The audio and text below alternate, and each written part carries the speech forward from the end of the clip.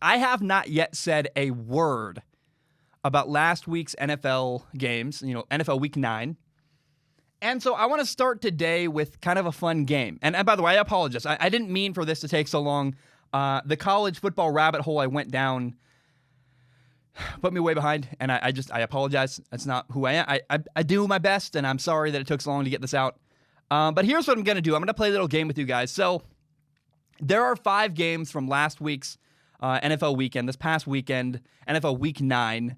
And there are 5 games that I would call the most interesting games from NFL Week 9. So as I introduce each game, I'm going to be a little bit coy. I would like to give you guys a hint or two before I reveal what game I'm talking about. And I hope for you guys it's fun because you guys can sit whether in your car or taking a dump or studying or whatever you're doing in your life.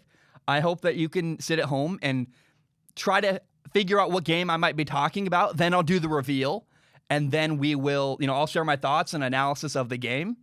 And so again, see if you can guess which game I'm talking about as we go along. The first game I want to talk about, I would describe this game as very surprising. I looked at the score and I went, oh crap, what?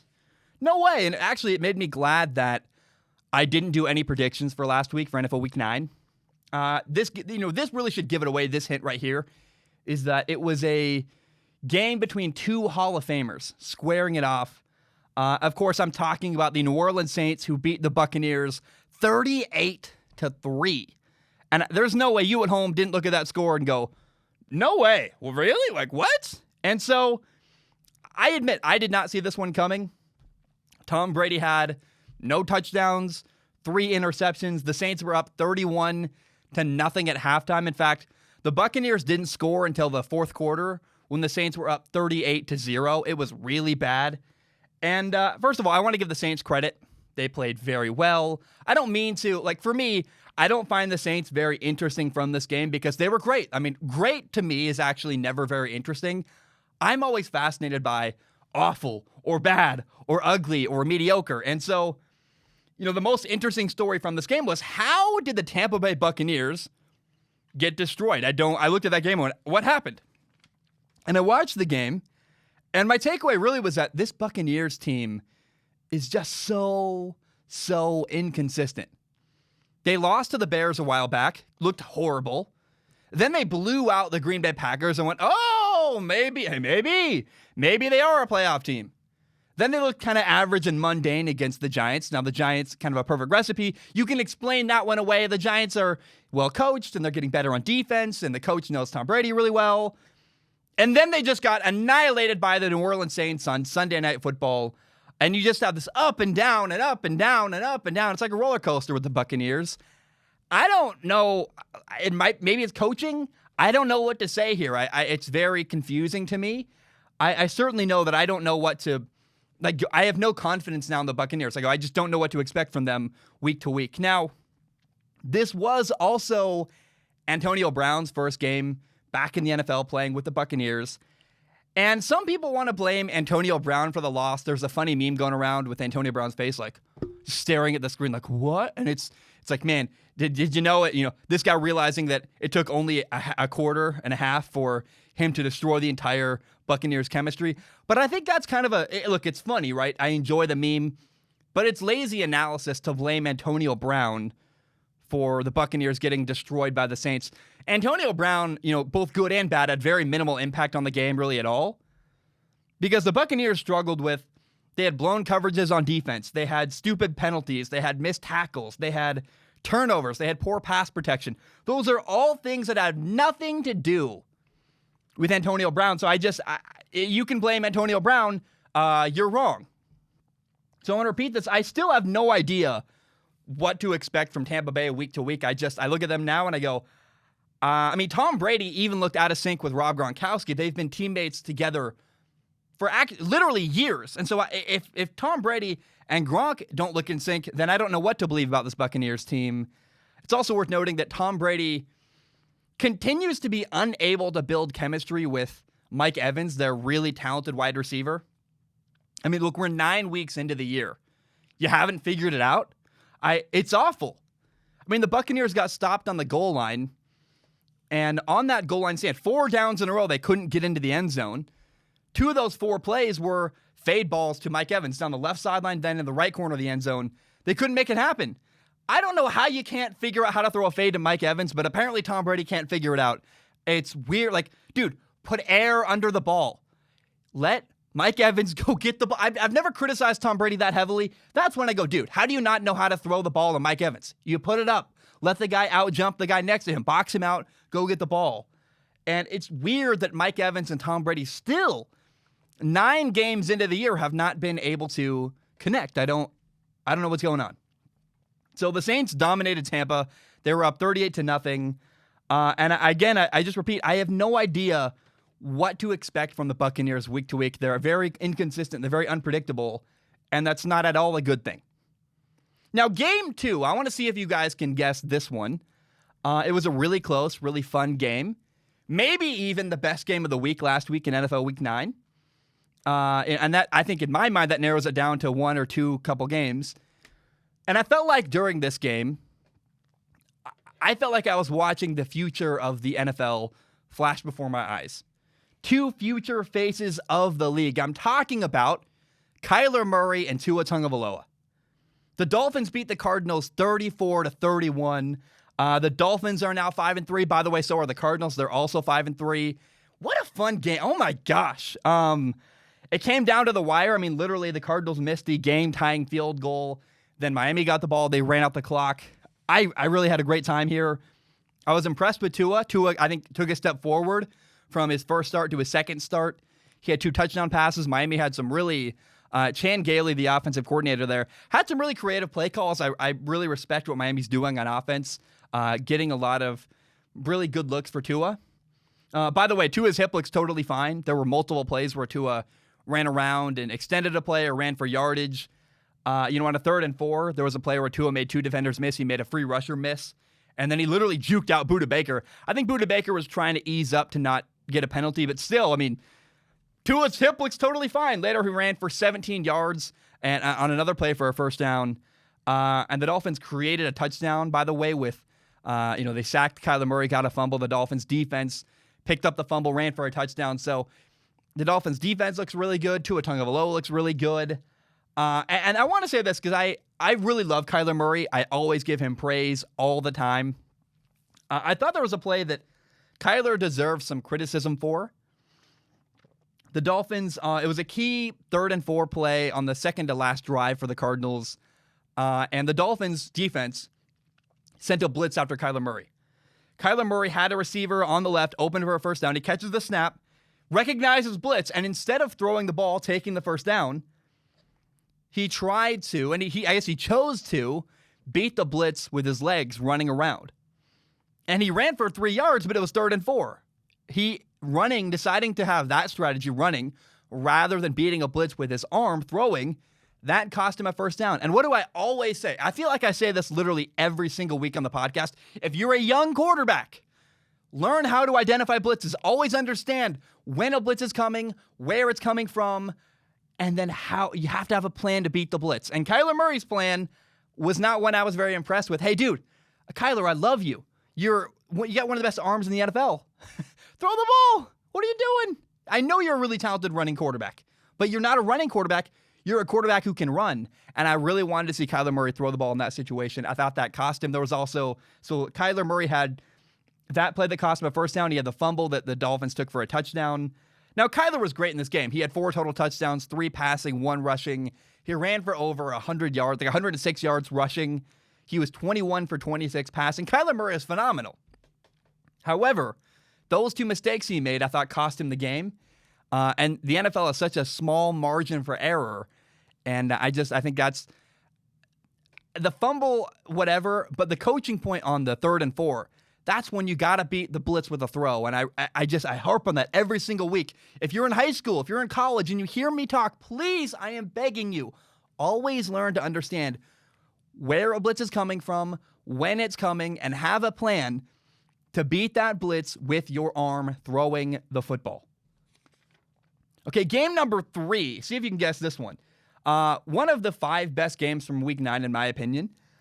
And I guess I'll start with this hint. When I say Rookie of the Year, Who do you think of? What person do you think of when I say Rookie of the Year? Now we'll narrow it down to the West Coast. I'm not talking about Cincinnati. Of course, I'm talking about Justin Herbert and the LA Chargers. So the Raiders beat the Chargers 31-26. The Raiders are now 5-3. The Chargers are 2-6.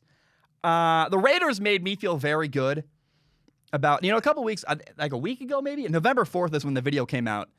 I came out basically supporting the Raiders, saying that I'm now going to elevate my prediction about them from whatever it was. I think they were 7-9 to now I have them going 10-6. They're a much better team than I expected, and I feel good about them, and I feel good about that prediction after watching this Raiders-Chargers game.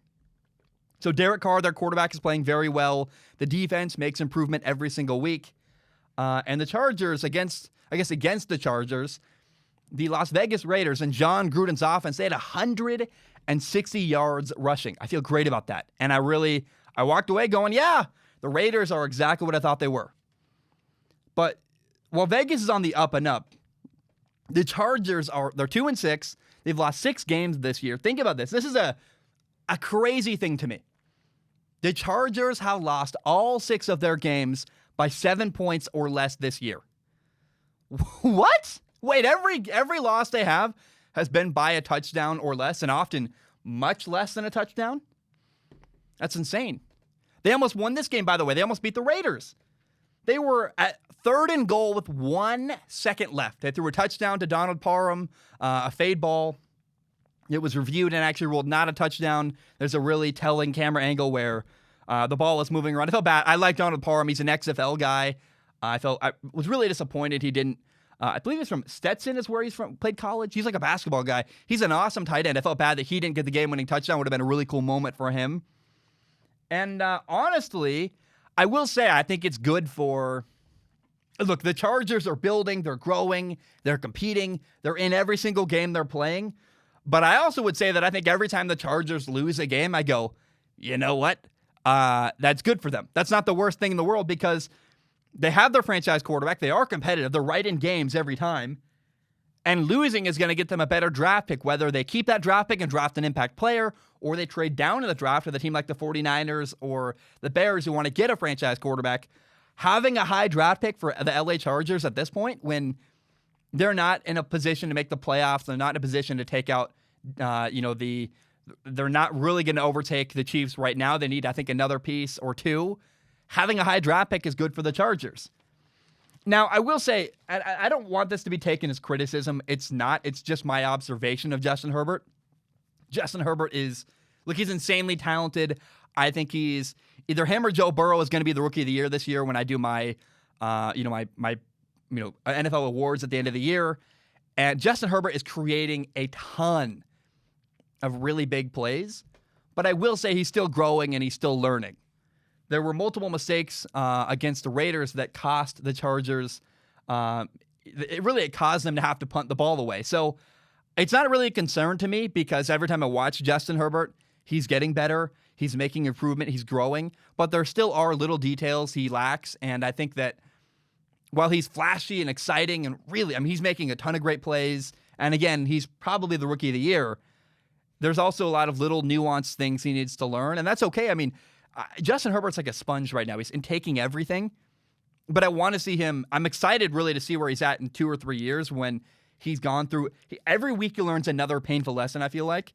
And once he gathers up all those lessons and can put it all together and eliminate all the mistakes, or at least you're never going to eliminate all the mistakes, but once he can eliminate a lot of his mistakes, oh my gosh. The Chargers are going to take over the NFL if at some point he can clean up his game.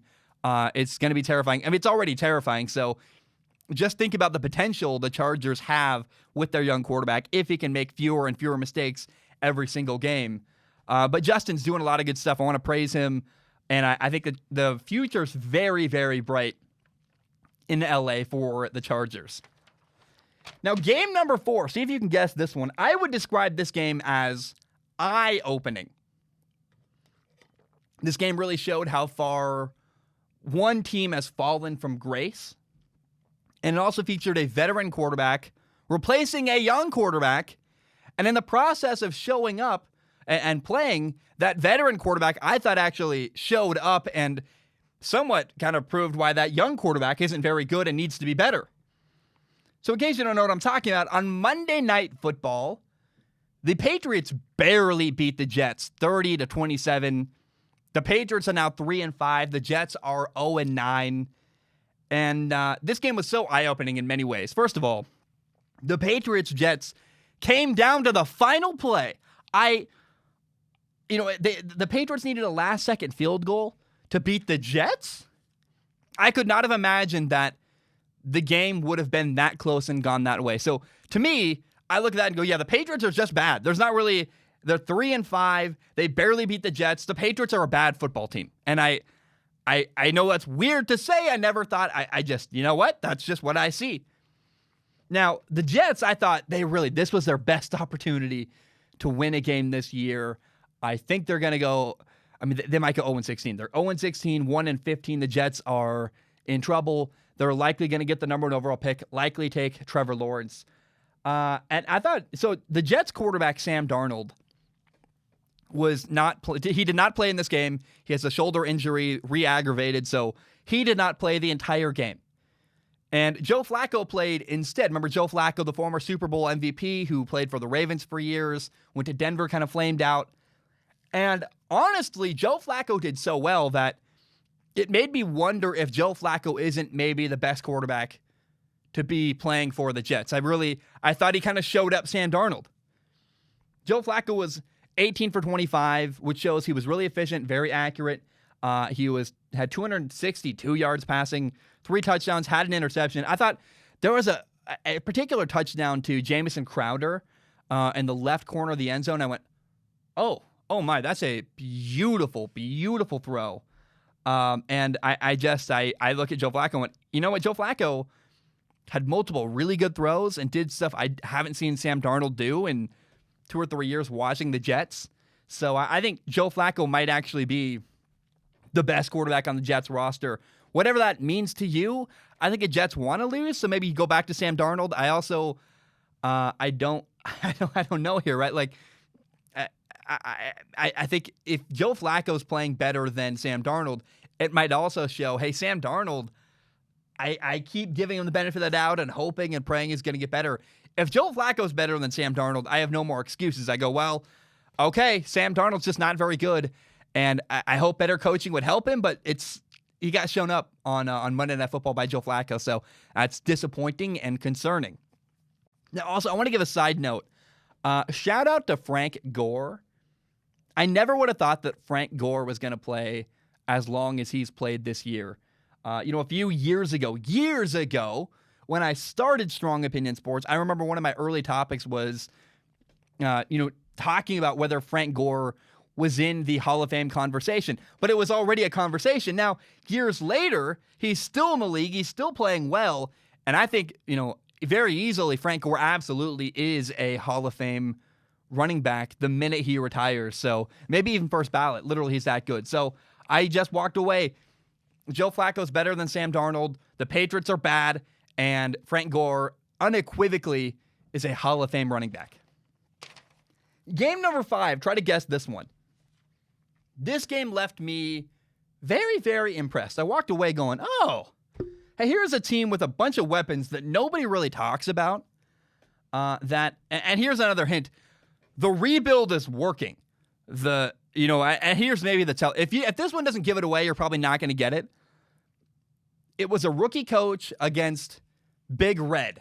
Anyone know who Big Red is? It's Andy Reid. So I'm talking about the Chiefs beating the Panthers 33-31. Look, the Panthers held their own in this game. They even had the ball at the end of the game with a chance to win. The Panthers dominated time of possession. They had more yards. They had more first downs. They had 0 turnovers. Kansas City had 1 turnover. I really walked away feeling like people need to respect Carolina.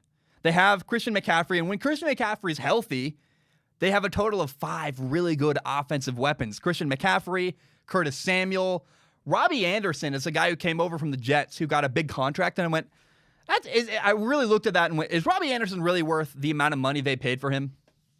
And because Robbie Anderson in New York was always a guy who could stretch the field vertically, but never really had anything else in his game. And Robbie Anderson has gone to the Panthers, and is evolving his game. He had a big back shoulder catch down the sideline on Sunday. Joe Brady, Matt Rule, the Panthers coaching staff, they are getting the absolute most out of Robbie Anderson. He's growing as a player. He's getting good coaching. It says a lot about the Jets. It also says a lot about the Carolina Panthers. They got good coaching as opposed to the New York Jets. Now, the Panthers also have DJ Moore and a guy named Mike Davis, who, as Christian McCaffrey got hurt, Mike Davis really emerged as a good running back who is a threat to catch the ball and run the ball. Runs really hard. I like Mike Davis a lot.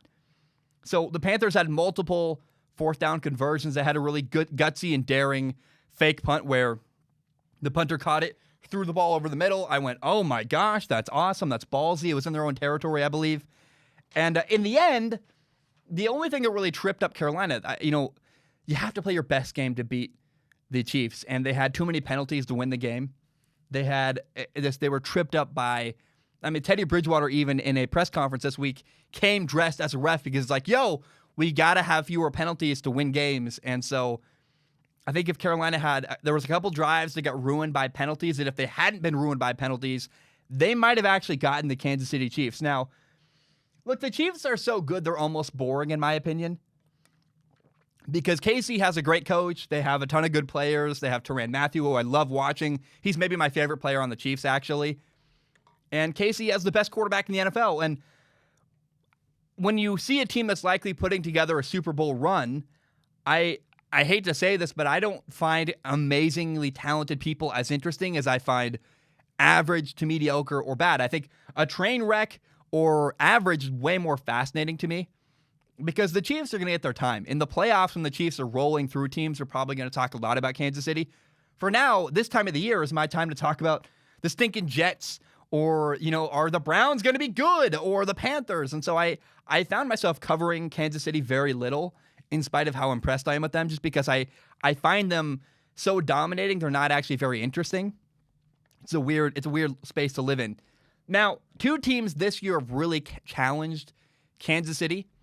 And that's the Raiders and the Panthers. Actually, I guess as I think about it, the Chargers have as well.